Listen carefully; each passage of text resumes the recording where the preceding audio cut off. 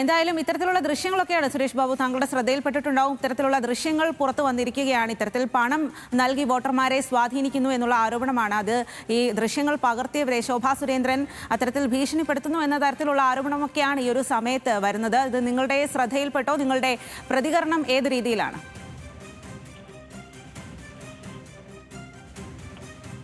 ഈ വിഷയവുമായി ബന്ധപ്പെട്ട്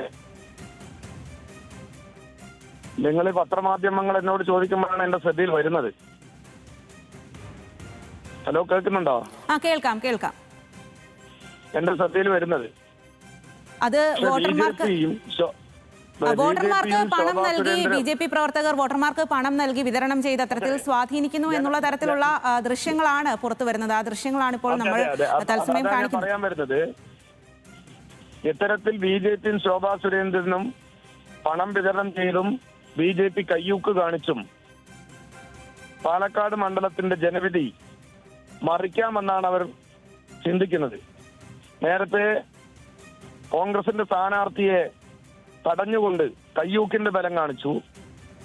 മാത്രമല്ല, പല ബൂത്തുകളിലും ഏജന്റുമാരിനെ പോലും ഇരുത്താൻ അനുവദിക്കാത്ത ഒരു നിലപാട് സാധാരണഗതിയിൽ അവർ അവരുടെ ശക്തി കേന്ദ്രങ്ങളിൽ കാണിക്കാറുണ്ട്. ഇപ്പൊ കയ്യൂക്കിന്റെയും ഇപ്പോ പണക്കൊഴുപ്പും പണമൊഴുക്കി പാലക്കാട് മണ്ഡലത്തിലെ ജനവിധി മാറ്റാനും അട്ടിമറിക്കാനുമാണ് ശോഭാ സുരേന്ദ്രന്റെ നേതൃത്വത്തിൽ തന്നെ നടത്തുന്നത്. ഇത് തികച്ചും ജനാധിപത്യ കേരളത്തിന് അപമാനമാണ്. ഇതുകൊണ്ടൊന്നും വോട്ടർമാർ ശോഭാ സുരേന്ദ്രനെ വിജയിപ്പിക്കില്ല എന്നുള്ളത് മെയ് 4 തെരഞ്ഞെടുപ്പ് ഫലം വരുമ്പോൾ വ്യക്തമാകും. ഇത്തരത്തിൽ സംസ്ഥാനത്ത് പലയിടത്തും ഈ BJP വോട്ടർമാരെ സ്വാധീനിക്കാൻ വേണ്ടി പണം ഒഴുക്കുന്നു എന്നുള്ള ആരോപണം LDF UDF പ്രവർത്തകരെല്ലാം ഈ ഒരു നേതാക്കളടക്കമുള്ള ആളുകൾ ആരോപിക്കുന്നുണ്ട്. അപ്പോൾ അതിനെയൊക്കെ സാധൂകരിക്കുന്ന തരത്തിലുള്ള വിവരങ്ങളാണോ ഈ ഒരു സമയത്ത് പുറത്തു വരുന്നത് എന്നാണോ മനസ്സിലാക്കാൻ സാധിക്കുന്നത്? അതെ, പൊതുവെ കാണുന്നത് ഈ തെരഞ്ഞെടുപ്പ് പാലക്കാട് ജില്ലയിൽ തന്നെ പൊതുവെ കാണുന്നത് അവർ മത്സരിക്കുന്ന മണ്ഡലങ്ങളിലെല്ലാം വ്യാപകമായി പണം ഒഴുക്കുന്ന ഒരു സ്ഥിതിവിശേഷമാണ് പൊതുവെ ഞങ്ങളുടെ പ്രവർത്തന രംഗത്ത് നിൽക്കുന്നവരെല്ലാം പറയുന്നത്. ഇപ്പോ ഈ ദൃശ്യം വന്നതോടുകൂടി അത് വസ്തുതാപരമാണ് എന്ന് തെളിഞ്ഞു. ഇപ്പോ ഈ സാധാരണഗതിയിൽ ഇന്ത്യ രാജ്യത്ത് ഇവർ അധികാരത്തിൽ വന്നതിന് ശേഷം ഉണ്ടാക്കിയ ഒരു ഏറ്റവും തരംതാന്ന ഒരു രാഷ്ട്രീയ സംസ്കാരമുണ്ടല്ലോ, ജനാധിപത്യ വ്യവസ്ഥയെ അട്ടിമറിക്കാൻ.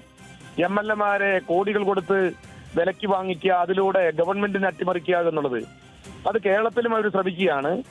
കേരളം ഇന്ത്യ രാജ്യത്ത് അതിന് നിന്നുകൊടുക്കില്ല എന്ന് പല കാര്യങ്ങളിൽ തെളിയിക്കപ്പെട്ടൊരു നാടായതുകൊണ്ട് BJPയുടെ ഈ വർഗീയ രാഷ്ട്രീയമൊന്നും ഈ പണത്തിന്റെ മുകളിലും അതുപോലെ തന്നെ കയ്യൂക്കിന്റെ മുകളിലൊന്നും കേരളത്തിലെ വോട്ടർമാർ അതിന് നിന്നുകൊടുക്കില്ല എന്ന് മെയ് 4 ഫലം തീർച്ചയായും തെളിയിക്കും.